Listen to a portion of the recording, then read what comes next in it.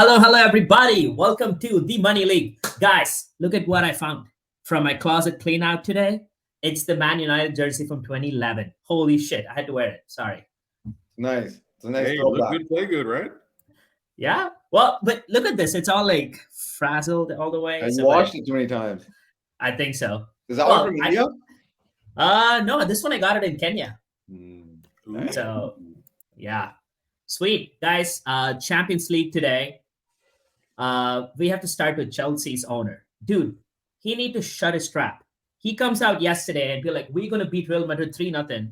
With what confidence? I don't know. They can't beat a single Premier League team, and they want to go and beat Real Madrid, which is possible. But maybe play it cool, and they get like just doors blown off at Real Madrid today. Mills, did you watch the game today?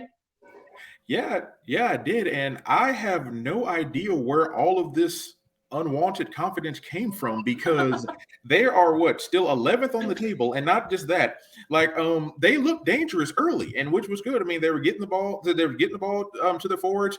Everything was moving. They were moving forward. But then somehow I'd say around the 30th or 35th minute or so, the attack stalled. And then that's all they needed. And then because it was in response to Benzema scoring an absolute beautiful goal in the 21st minute. And then they just held that 1-0 till halftime. And then after that, Marco Asensio came in and just dropped the hammer on the 74th minute and make it 2-0. And Chelsea's backline looked absolutely lost. They were running around in circles going like, where are all this passing from? But it was just Vinicius. It's just Vinicius, because when he gets on the ball and he plays under control, he's one of the best wingers. And he just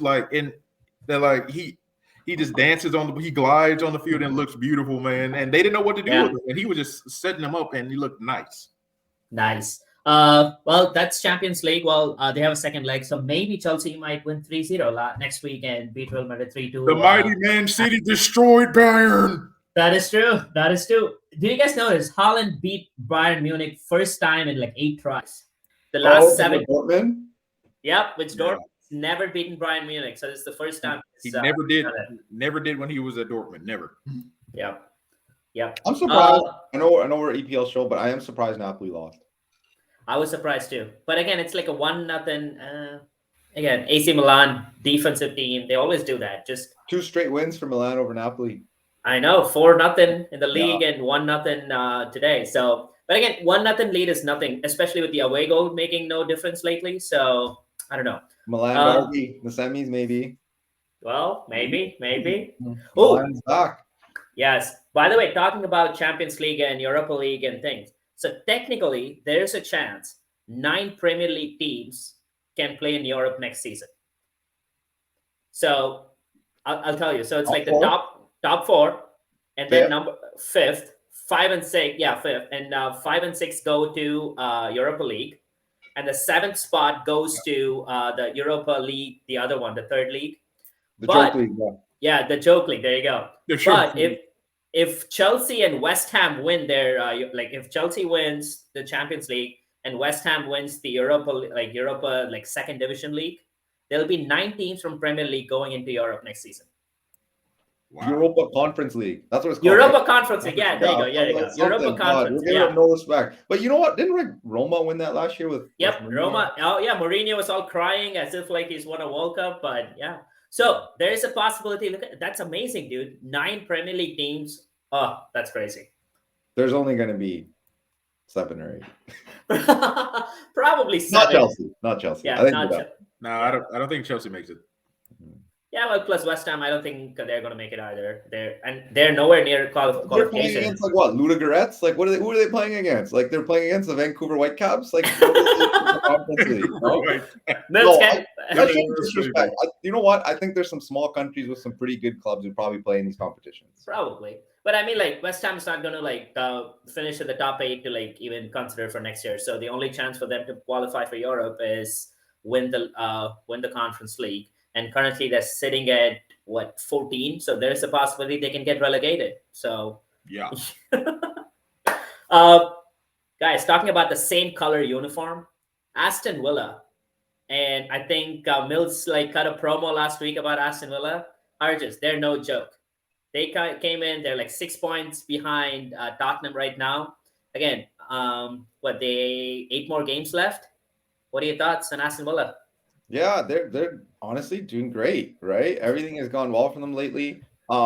They also, I think, got points out of every game in London this year, which is like pretty good for them too. Mhm. So yeah, I mean, great finish to the season for them. Sets a good precedent for them as they head into next year. And obviously, a good finish is not out of the picture for them. That is the Yep. one beautiful thing about it. That's what people thought Liverpool would do. Oh, they'll go on a run, they can still finish top four. Well, Villa just went on a run, is like, looking at sixth place, Yeah. Well, we can't like oversee Brighton though. Brighton has 2 games in hand. Villa has played 30 games. Brighton's played 28. Mm. So and they're like 1 point behind Aston Villa.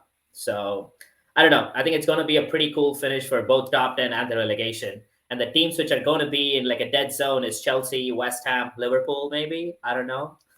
Yeah, yeah. Could you imagine Liverpool in this conference league, like traveling to Dude. Albania? Like legit, they'll be going to Albania on like Thursdays. I don't even know when that league plays, man. Thursday? Oh my, that's funny. That's funny. Of course, the big news, guys. Haaland. We have to talk about it. Mighty Man City, Mills. Mhm. Thoughts on your best striker? Not just your best striker, probably the best striker in the world right now. Oh yeah, definitely. He just scored his 45th goal throughout all competitions. He is like, I believe he's like what, the eighth or the ninth striker to reach 30 goals in EPL history. He just broke the single Damn. season scoring record. I believe Dr. Hartis, you mentioned that in one of our shows. You said he was going to like at least tie the record, but no, he shattered it, and it was really cool. And we needed him when we destroyed Bayern Munich in the first leg. I was so happy with that. I mean, there's no stopping the mighty Man City. Yeah. You can't. Well, that's what you guys have been on that role for 8 years now. I don't know, but guys, look at Haaland. They still have like 8 more games in the Premier League, and at least like 2 to 3 games in the Champions League. They're going to beat Bayern Munich. Then you're talking about FA Cup. They have the semifinal and the final, and semifinal is 2 legs. So he has solid 10 games, and even if he scores 10 goals, dude, that's because he scores in bunches. He either scores a hat trick or nothing. 55, 60 goals a season. Oh my, that'll be crazy. Well, you know what's wild is I do think Haaland and Mbappe, they can actually break or get in and around some of Messi and Ronaldo's goal records. But they were insane. What was Ronaldo Messi's like? That's in what 70s or something. Well, the annual record of Messi, whatever, he scored like 90 goals in a Yeah, there calendar you go. year, Yeah, like Yeah, that 90, one. But like like honestly, 90, like 92 girls, I think. yeah, if you think about it, in all honesty, like the rate this guy scores at, and the fact that competitions keep getting added, as long as they stay healthy, right? Especially if Mbappe just stays in Paris, where he gets to beat up on farmers, every week. I think that they actually realistically can, because I think people forgot how young they were when they came on the stage. Yep, that is true. Right? They're under 25. I think they're both under 25 still. That's crazy. And Holland is like his shots are like rockets, just like Yeah, and it's not like he's that pacey anyway. So like a Mhm. 35-year-old Holland will likely be pretty similar to what he is now. Yeah, As long as you keep that drive, right? Like that, yeah, you keep going, because there's always going to be another Holland coming up, and 100%. Everyone right. thought there'll be no Ronaldo or Messi, but probably like what Yeah. 50 years back they said there'll be no Pele. So No. it keeps happening. So talking about a little bit of oil money, guys. Looks like the Qatari like bidders on Man United backed out. Uh, I don't know whether to celebrate the news or not, but I don't know. I still don't like the Glazers. I feel there's somebody else with like a football knowledge and like passion should own this club. Definitely not people like Todd Bowley though, the Chelsea owner. He needs to. Nah, we don't want an owner like him. He's more of a corporate type and doesn't really Yeah. understand the game. I mean, he may obviously understand it because he owns the club, but like the passion, I don't feel it from him. Yeah. Well, I sweet. think he might have the passion. I don't know if he has the actual direction of how to run a club, which is completely different. Mills, can you touch upon like the sponsorship betting gambling sponsors, something about that news? I know you had kind of like briefly mentioned in our pre-show meeting, but can you expand on that? Yeah, the Premier League is set to meet actually tomorrow. It says Thursday, so I guess that'll be tomorrow for us. They're going to meet and they're going to ban the their gambling sponsors being shown on the front of their jersey. Now, that doesn't mean that the gambling sponsor is going to be completely gone from the jersey. They can advertise on the sleeves, but not on the front of the jersey. And they're going to meet with the shareholders, and it's going to be put to a majority vote. They're going to need a majority of the clubs to do that, and it's going to be delayed. They said they're going to have a preliminary meeting on it, but it's going to be delayed until the summer meeting in June. That's probably till after the season or something. I don't know why it's like on top of their agenda. Didn't Real Madrid do something similar? Yeah, it was just those kind of reminiscing about how when they had B Win or whatever, I think short for Bet Win. I don't know what the company was, but it was a gambling site. And so when they played Champions League matches in certain countries, they had what looked like blank jerseys. I shouldn't call them blank jerseys, but sponsorless jerseys. So it's not unprecedented. You know, I get where it's coming from. Gambling addiction's real. It can absolutely ruin lives. And so, you know, I do understand the stance they're against it.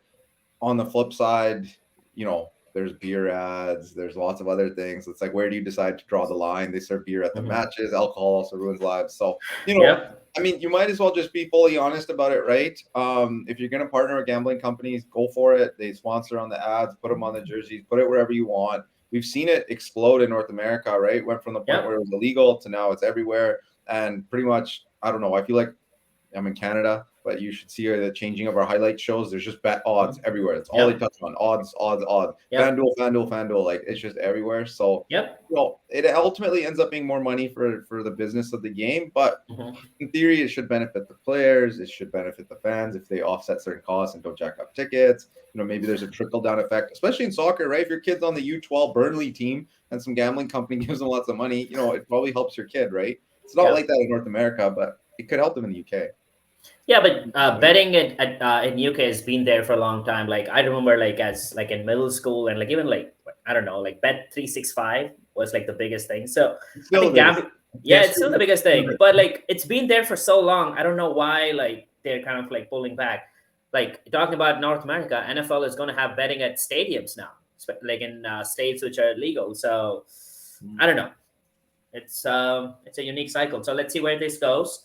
Guys, let's jump into some injuries. A lot of injuries. I have to start with my Man United, Rashford. There was an injury update today. Harjus, can you expand on what we can expect? Is he going to make a comeback for a late run towards the end of the season? Didn't catch any video of the injury, but it does sound like the official report is it's an adductor strain, which is the groin, fancy word for groin, so the inside of your leg. They've got him down to be out for a little bit. With the World Cup break, the season is ending later this year. I like to think he's going to be back, even if it's a grade 2 injury and it's 4 weeks. That means he can still come back at some point.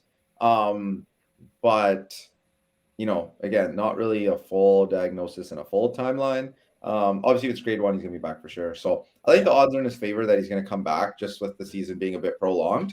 And I like to think that if that Europa League run continues, he would play in that final, even if he's not fully fit. So when he comes back, would he be would he be effective later this season, or are we looking more for next season? I mean, we'll have to touch on it in a little bit of a future podcast, but I'd like to think that he'll be effective unless he's rushing back for whatever reason. So if that's the league final, is it a situation where there's further injuries? Like, if we see a short time frame from like, boom, back in training, boom, next day he's starting or something, then you're like, okay, maybe be wary he's being rushed back a little bit. But if it's like your normal kind of gradual return, then no, I would expect him to be himself when he's back. Got it. And his teammate, Luke Shaw, looks like he has a thigh muscular strain. Is that like just a bruise, like someone knocked his leg or something like that? I don't know. Yeah, I mean, I think they usually mean the quads, so the muscles in the front of your thigh. I guess it could technically be a hamstring too, but same sort of thing, pulled muscle, right? So just a different muscle. It still ends up being in the general sense for everybody, it's the same thing, right? You got to strain, you got to give it some time, let it heal, a little bit of rehab, get back to match fitness, then return. Mills, what are the other ones we want to touch upon today? One of the biggest ones, especially for Tottenham, would be their left back who can also play center back, Ben Davies. Now, he's been out. Now he's been out because he actually partially tore his hamstring, which is actually like another muscle. When they say the thigh, they could mean like you said, the quad, and also the hamstring muscle as well too is there. So he actually partially tore it against Southampton. and like he was supposed to be out 4 to 6 weeks. Now he's been out for a while, and he was expected to return at like around this time, mid-April to maybe late April, but they've actually pushed his return back to early May because he's actually suffered a setback, and he's actually re-injured that same hamstring, and it's Damn. so like and Tottenham is really especially to essentially rule him out for the remainder of the season. So, is that because of the re-injury, Arjus? Yeah, you have to think so. Unfortunately, got stuck in that cycle where, injury, re-injury, and so it usually extends the timeline. Even if your imaging and exam doesn't necessarily show a worse injury, when you sort of get stuck in that, it does unfortunately usually lead to a longer return, especially because you want to make sure the rehab goes well. Got it. What about the other one, Mills? Gianluca? Gianluca Scamacca, the striker from West Ham, he has a knee sprain and he's been out for a while now. He's missed the 3 matches since they've came back from the international break, that FIFA window where we saw many teams playing. He has no timetable for return, which makes me think that they originally thought it was a low grade 1, but potentially there could be a grade 2. Dr. Harges, do you think there's potentially some ligament involvement? Yeah, I mean, that's what you would think when they say sprain, right? So, try to put in a basic sense: strain, muscles, sprain, ligaments around joints. So you can't sprain your back, you strain your back, and you can't strain your knee, you sprain your knee. So it's usually the ligaments in and around there. Again, could be the MCL, LCL, something like that. You have to presume it's not ACL because then you'd probably be surgery done for the year. The big thing with those is that the rehab component of it is usually just ensuring it's like stable. You can, function well and feel good out there. It's not necessarily like a strengthening thing and building up. So sometimes like that return to play window after the healing is a bit quicker, like from the point return to training and return to playing. But it's still the timelines usually end the same because it's usually a lot longer before they can kind of feel like they can do activity, which is the tough part. So like to put it in a basic sense, we've all sprained our ankle. You hobble around, and then you're fine. And then if you like pull a muscle, well, you're still kind of walking okay, but it's just like it's always like a good amount of time before it's like I don't feel it anymore. I don't know if that analogy works for you guys. Yeah. Well, you see, PCL injuries are also notoriously tricky because, like, you look at football players. Like I said, you look at the tight end for the Cowboys, and also Lamar Jackson. He had a PCL injury, and and it was a bad one, grade 2, grade 3, and he was out for the last 5 games. But that ligament also is a really tricky one because the PCL is right behind or works in conjunction with the ACL is in front of it. So yeah, it could really because normally MCL and LCL, those guys they get sprained the most. But like a PCL also gets sprained too, but that one's actually kind of trickier to come back because if you sprain your ACL, you're pretty much done. So it could be something like that too. We really don't know because nothing was really disclosed. Sweet. Well, that's awesome. Thanks a lot, Harges and Mills, for all the injury analysis there.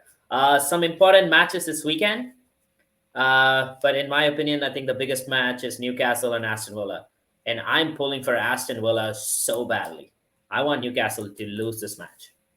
How come? You know how come. Feeling the pressure? Are you looking over your shoulder there? Looking over your shoulder. We did do that. Like I'm telling you guys, since we won the useless Carabao Cup, we've been horrible. The trophy. It doesn't matter. It's the first trophy since Mourinho. Yeah, but okay, I would rather take the Europa League trophy than the Carabao Cup. Well, yeah, of course, but still, the trophy. You want them to lose. That's true, but again, like I don't know, the intensity came down after the final, so we need to get back on the horses, especially with Rashford not in. I think it's going to be a challenge. Like good, a good opportunity for Sancho to like finally like shine for United after like signing for £85 million. Like frustrating. And United play Nottingham Forest, so yeah. I'm hoping even Aston Villa, Newcastle a draw, like 1-1 draw, 2-2 draw. I think that'll be fun. You do realize that Newcastle has leapfrogged you guys. You guys were. I know because of it's because of the goal difference. I get that. It's like I know. Now, Rahul, you and I can actually help And that's why I put. I want you to. Another interesting match is Southampton versus Crystal Palace. Now, not for Crystal Palace. Now, you all know Southampton is in the bottom. They're in the last place at the bottom of the table. Now, there's a way that you and I can help them. What I mean by that is, like you said, Manchester United plays Nottingham Forest. Man City plays Leicester City. Now, 9 times out of 10, we're going to. Both Man City and Man United are going to beat them. Now, if somehow Southampton can beat Crystal Palace, and the odds are pretty much split like that, if they can come out, they can actually get out of the cellar and potentially avoid relegation. There's a path for them to clear relegation. I mean, do I care about Southampton? Absolutely not.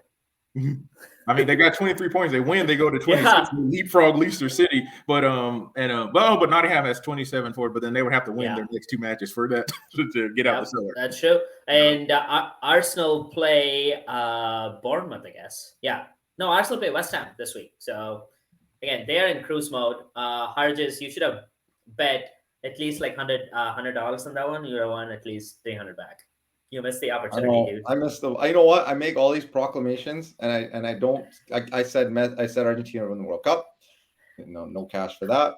Isn't betting legal in Canada? You can bet in Canada, right? Yes. I just don't do it. I just don't do it. You know, I feel like if I actually start doing it, then I'm gonna be one of those fiends looking for action every day.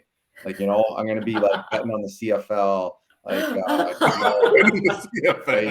Honestly, man, college baseball, you know, whatever. When COVID was happening and people were finding whatever sport was happening. Did you bet on like table tennis, ping pong? Did you bet on table tennis? No, you can go anywhere, man. You can go so far. My brother played hockey in England, of all places, in their pro league, and that thing's on Bet365. Everything's on Bet365.